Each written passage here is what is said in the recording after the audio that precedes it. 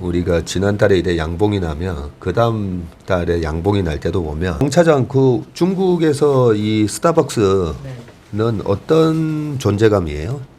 스타벅스가 뭐 루이비통이에요 보면 그죠? 그런 측면에서 최근에 우리 채슬리에서 계속 얘기.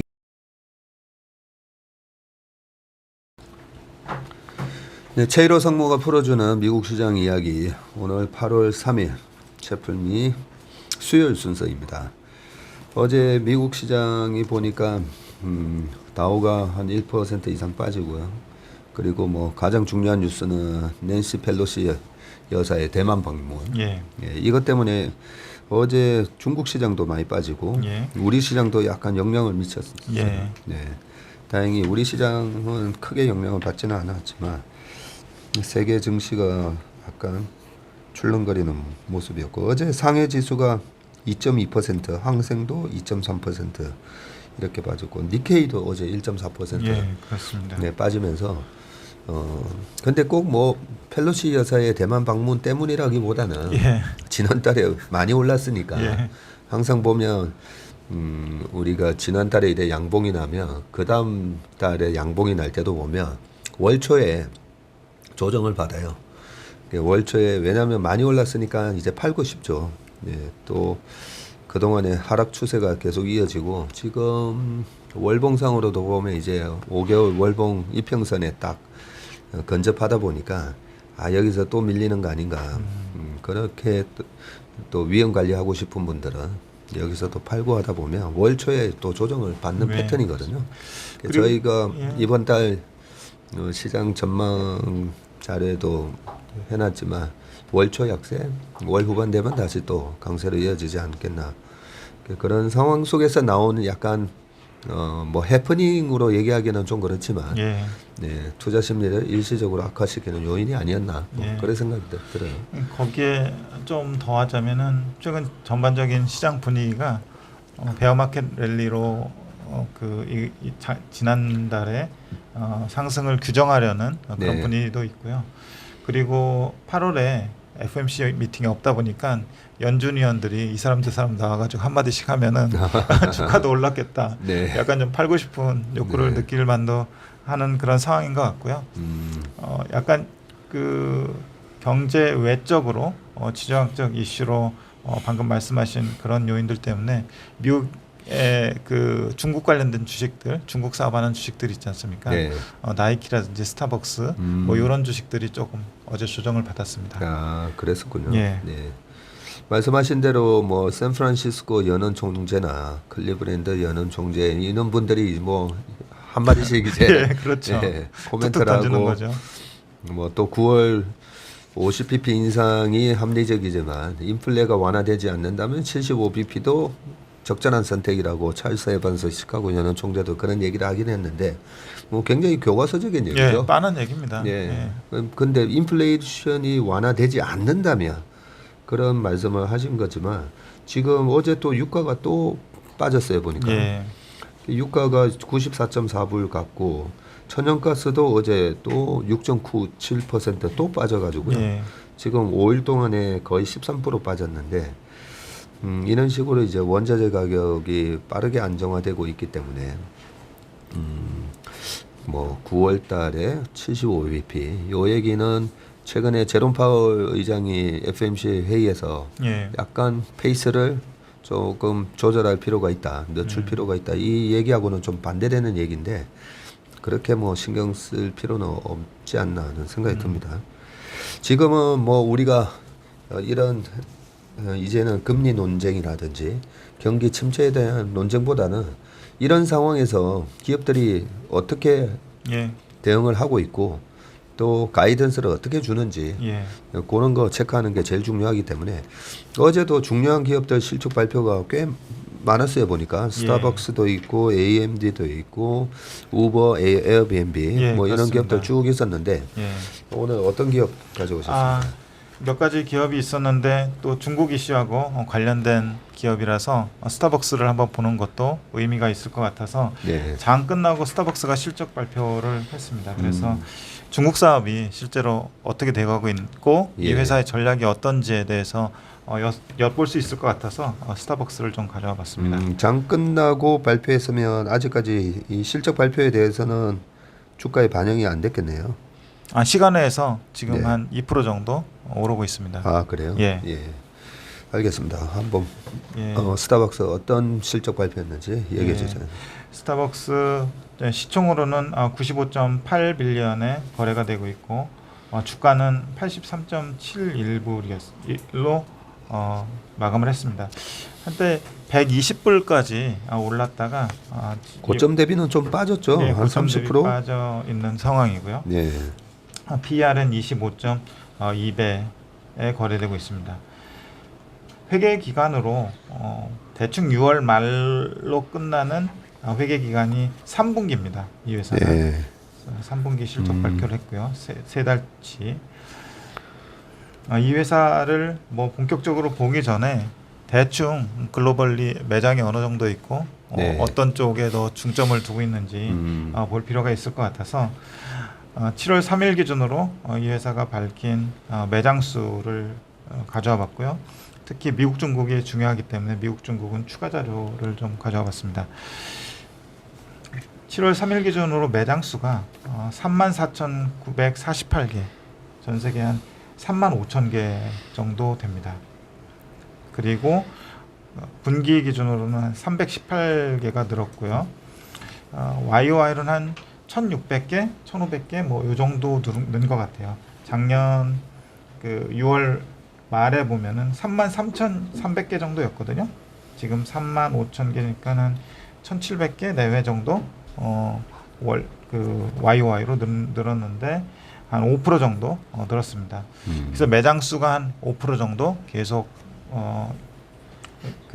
늘려가고 있는, 시계열을 보더라도 한 많이 늘릴 때는 10% 내외까지 늘렸었는데 네. 최근에는 조금 주춤하긴 하지만 계속적으로 그 넷으로 보면은 매장 수가 늘어나고 있는 상황입니다. 굉장히 스타벅스 매장이 이제는 촘촘하게 다 들어와 있는 것 같아도 계속 이렇게 늘어나네요. 예, 늘어납니다. 그래서 특히 늘리고 있는 지역이 좀 이따 보실 중국 지역이고요.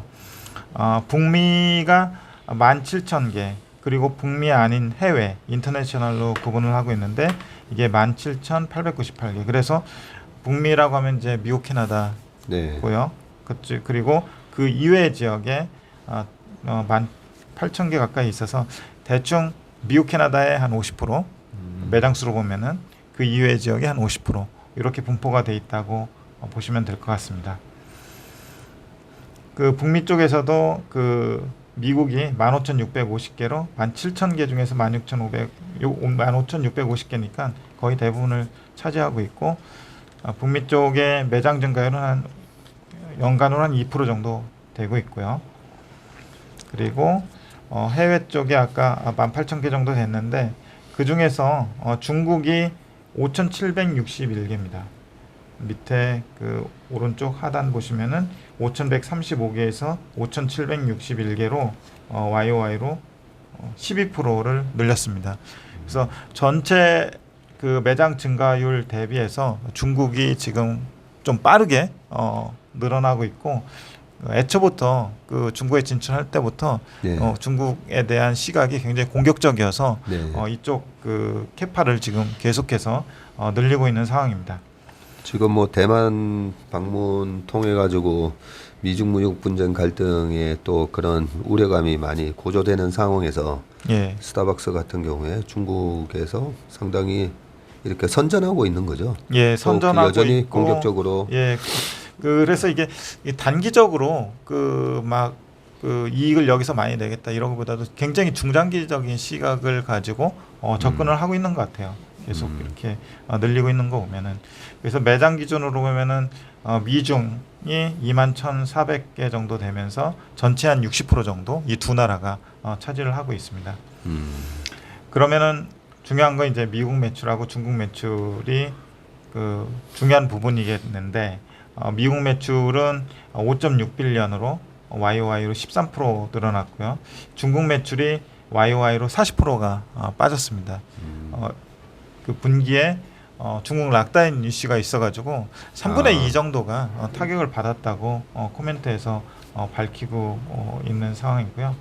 매장은 늘었는데 왜 매출이 이렇게 40%나 빠졌네 했더니 락다운 조치 때문에. 예, 락다운 조치 때문에 그렇습니다. 반대로 락다운이 좀 완화되거나 해제되면은 매출은 더 급격하게 회복을 할 수 있는 상황이라고 보시면 될 것 같습니다. 전체적인 그 매장하고 그 미중의 어떤 중요도에 대해서 잠깐 봤는데 전체적으로 좀 다시 돌아와서 보면은 전체 매출은 8.15빌리언 달러가 나왔고요. 컨센이 8.14빌리언이 나왔습니다. 그래서 YOY로는 8.7%가 증가를 했고요. 북미하고 해외 쪽이 있는데 해외 쪽 아까 그 중국 쪽 영향 때문에 YOY로 여긴 6%가 빠졌고요. 북미 쪽에서 약 13%가 늘면서 해외 쪽에서 중국 때문에 중국 영향으로 빠진 거를 북미 쪽에서 보완했다. 이 정도로 보시면 될 것 같고 그래서 매출이 한 8.7%가 늘었다고 보시면 될 것 같습니다. 그리고 약간 좀 존재감은 미미한데 채널 디벨롭먼트라는 사업부가 있어요. 뒷장에 좀 같이 보시면 될 것 같은데 이게 커피 전문점 밖에서 판매하는 포장 원두 커피 있잖아요. 그 편의점에서 보면은 스타벅스 브랜드로 팔리는 것들, 그 사업부를 말하는 거고요. 그 사업부의 매출이 분기로 한 480밀리언 달러가 나오고 있습니다. YOY로 16% 정도 증가를 했고요.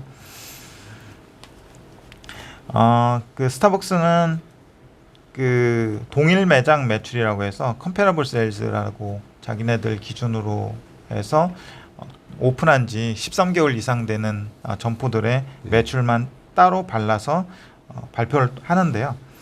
북미가 9%, 아까 뭐 북미 쪽 12.8%가 늘었으니까 동일 매장 매출도 당연히 늘었을 거고 해외가 18% 줄고요. 중국이 마이너스 44%가 줄었습니다. 그리고 전체 그 매출로 보면은 P하고 Q가 있을 거잖아요. 그게 이제 Average Ticket Price라고 해가지고 ASP 단가를 얘기하는 거고 또 Q에 해당하는 게 Comparable Transactions라고 해서 이게 쉽게 말하면 판매량에 관련된 겁니다. 그래서 이거가 중요한 거는 인플레이션 시대에 얼마나 비용을 가격에 전가할 수 있느냐. 라는 측면에서 중요할 것 같고요. 근데 보통 그냥 우리가 여기 에버리지 세일즈 프라이스인데 스타벅스에서는 에버리지 이 티켓 프라이스라고 티켓 프라이스로 같습니다. 이렇게 얘기하나요? 그렇게 했습니다. 재밌네. 그렇죠. 그래서 이 그 단가는 전체 평균적으로 그 6%가 YOY로 늘었고요. 근데 단가를 견인한 거는 북미 지역이고요. 북미에서 8%가 늘었고 해외에서는 북미 외 지역에서는 4%가 빠졌습니다.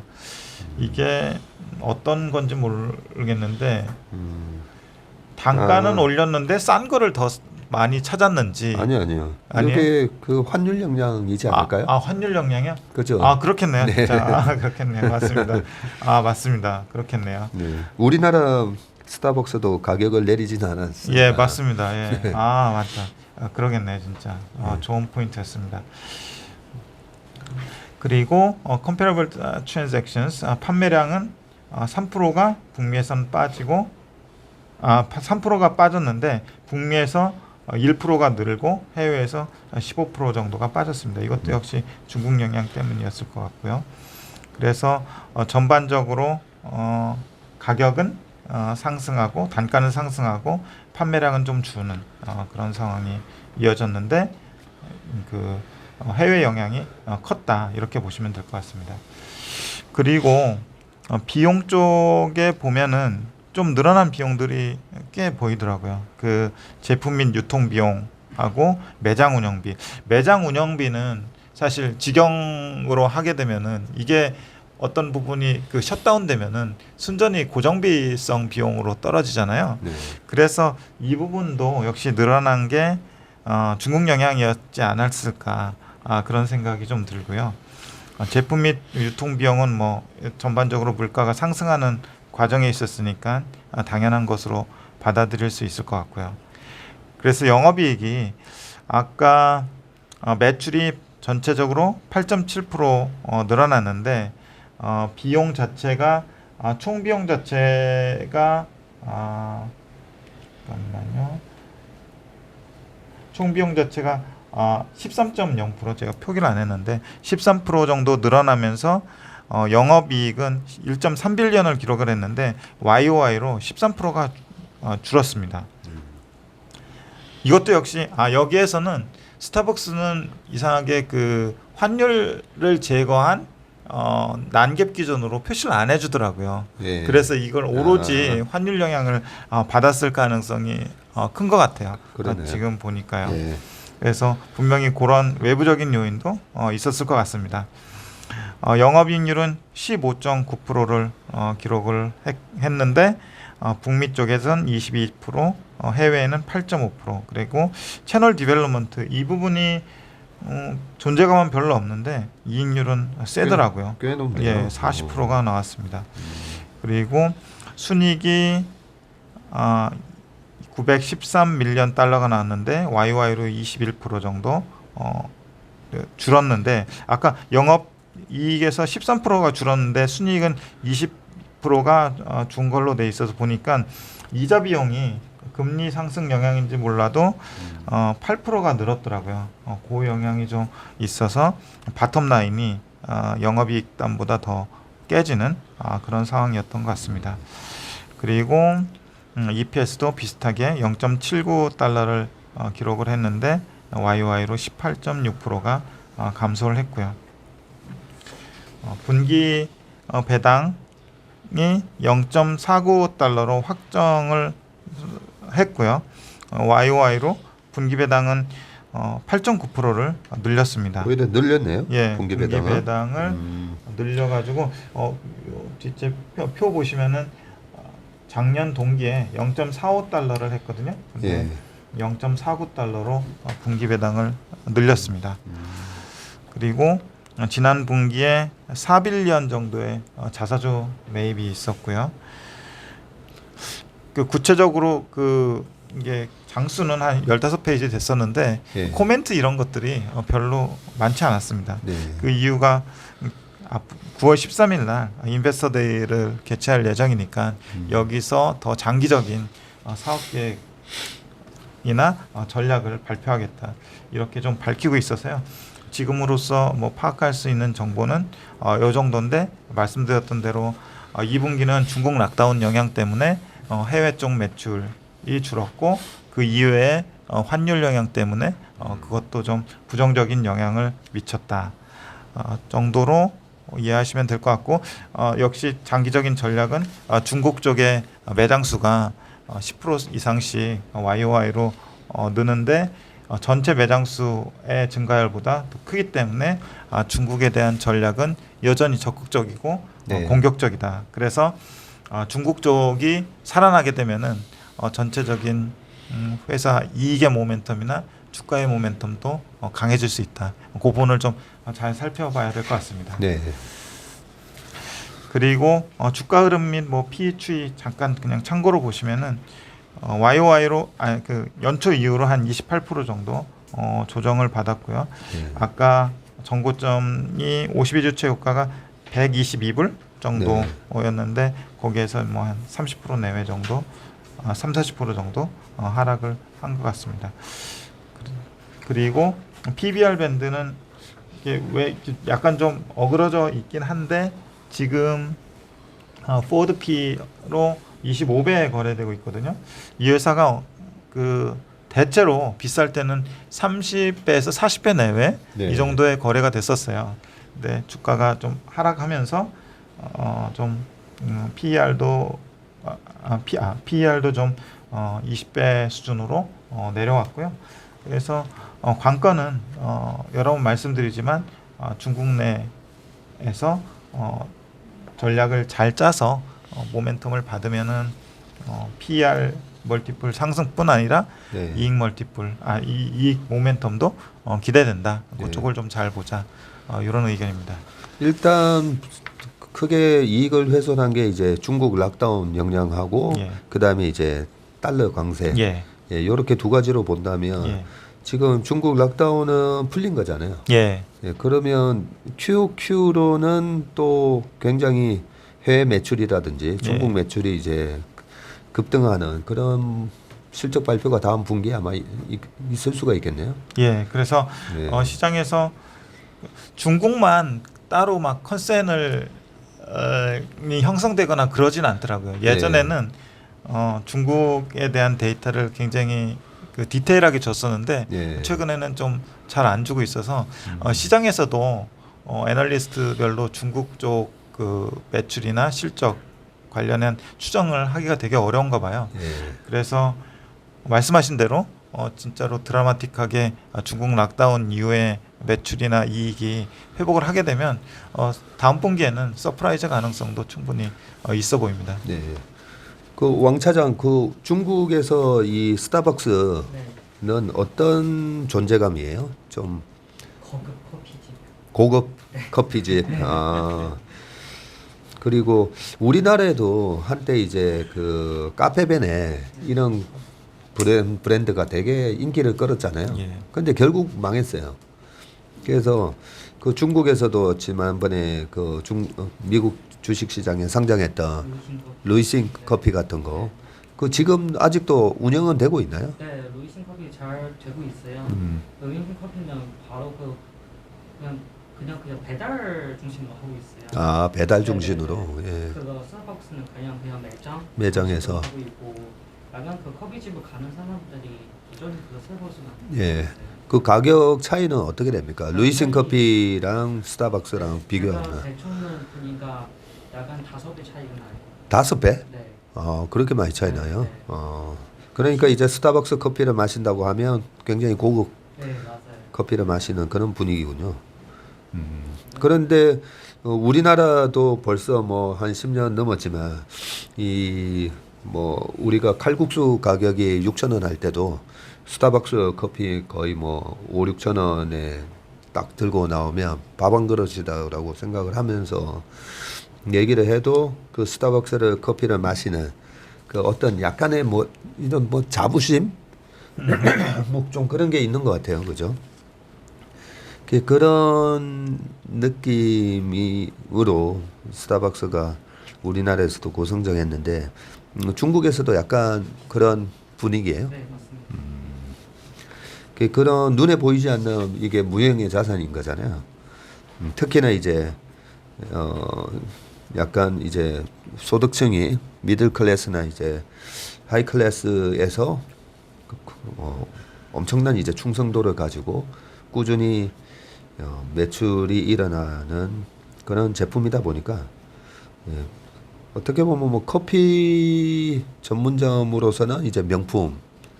스타벅스 위에 뭐가 있나요?